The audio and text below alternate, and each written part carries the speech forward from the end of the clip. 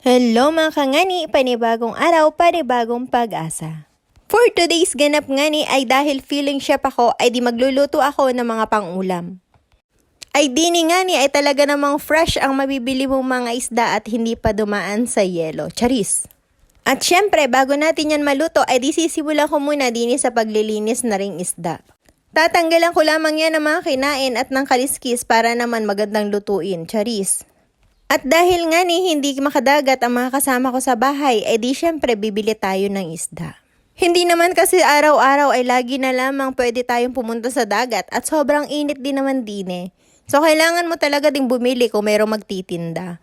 Mamimili ka na lang kung bibili ka ba o magtitiis ka ng walang ulam. Charis. At dahil nga ni pagkakain na ay ang tanong ay anong ulam, ay di no choice ka syempre, kailangan mo bumili ng pang-ulam. So matapos ko nga ni aring linisan ay dinagsigang na lang ako din ng kailang piraso. Ari na nga ni at ang inasim ko na lamang ay aring kamyas. Buti na lamang nga ni at may bunga ang kamyas din kaya naman nakakalibre kami ng pang-asim. At syempre pag isda ang ulam ay hindi mawawala ang prito at ang aking anak ay talaga namang sabaw lamang ang kinukuha at ang kasunod niyan ay prito.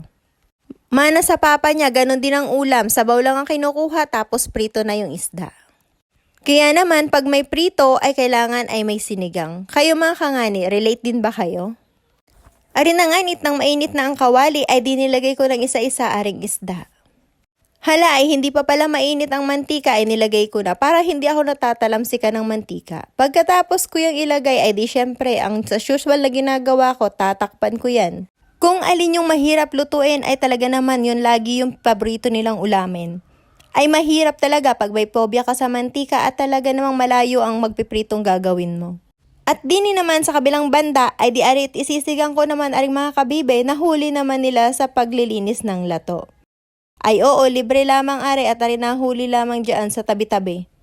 Ay hindi nga ni ako nakain are ay hindi ko alam kung bakit.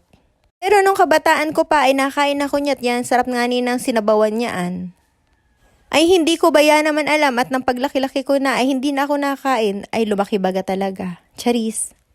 Ari nga ni ay pakukuluan ko lamang din at aasiman ko lamang din ng kalamyas para sa sabaw. O ay di pag naluto ari ay libre na ang ulam na rin.